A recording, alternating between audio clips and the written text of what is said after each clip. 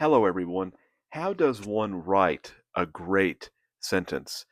Now, in order to give you an example of what I mean, I will be reading from my latest book, The Ecstasy and the Ignominy.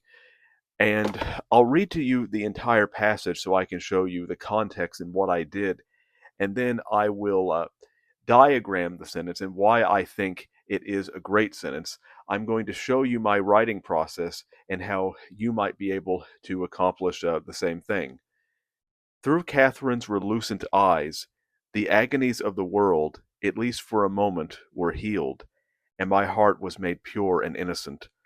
She prospered because of my devotion, and in her frame radiance itself was rekindled, spreading over the kingdoms of the earth.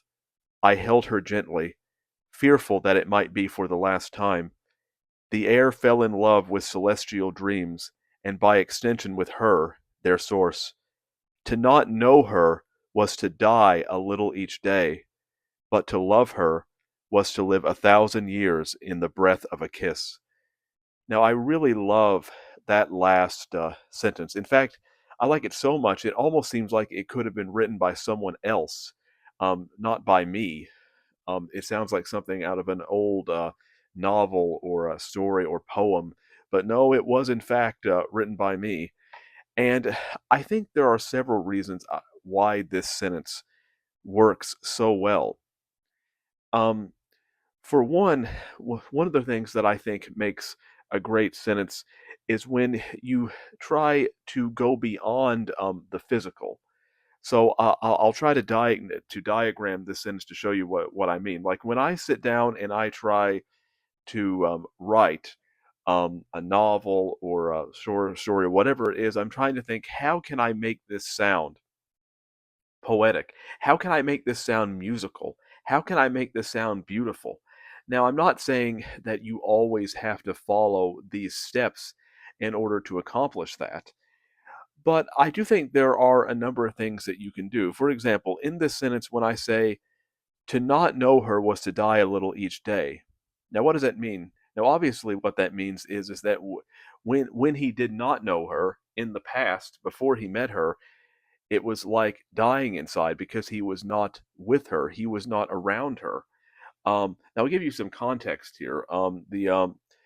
This line comes from my novel, The Ecstasy and the Ignominy, where you have the character of Edward, who is deeply in love with Catherine, even though she is a married woman, and she's married to his boss, who is the leader, kind of a Scrooge-like leader of this industrial steel company in the 19th century.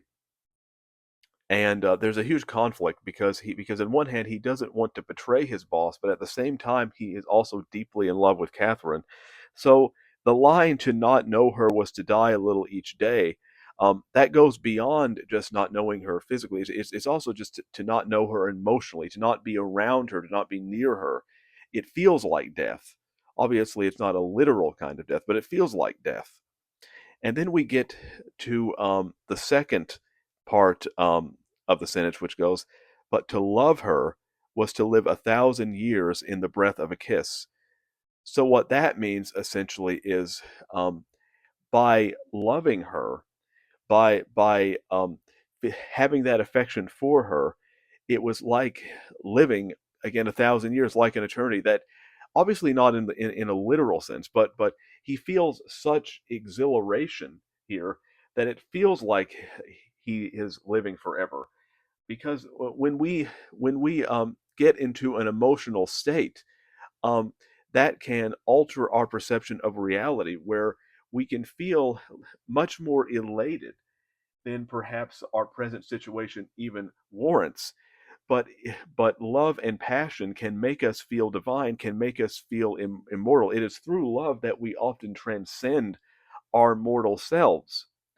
And then it says to live 1,000 years in the breath of a kiss. Now, the breath of a kiss means they kiss at the end of this passage, and the way I describe it, it's one of the most passionate kisses because this is the last time. This chapter is the last time that they actually see each other in the story. I won't give away what happens after that. Um, so it is the most passionate kiss in the story. And why I think this sentence is so great, though, is that it combines the physical, because they do physically kiss, with the metaphorical and with the abstract. What makes great sentences is when you go beyond the physical and you go into the metaphorical, you go into the abstract. When you combine those two things, that creates a far more potent image in the reader's mind. Um, so when he says to not know her was to die a little each day, obviously he's not talking about a literal death, he's talking about a metaphorical death. And when he says, but to love her was to live 1,000 years in the breath of a kiss, well, that 1,000 years is the metaphorical part. Um, but when you combine that with what is literally being described, which is the kiss, um, it creates music, so to speak. You have the metaphorical and you have the literal. And when you harmonize that and combine it, that is what creates powerful and beautiful imagery. It's about combining all of those things. And so if you can find a way to do that in your writing, you will be much better off. Now, I'm not saying that this is the only way to write a beautiful sentence, but it is one of the most common ways, and I think a very effective way. So I hope you enjoyed my demonstration today and got something out of it.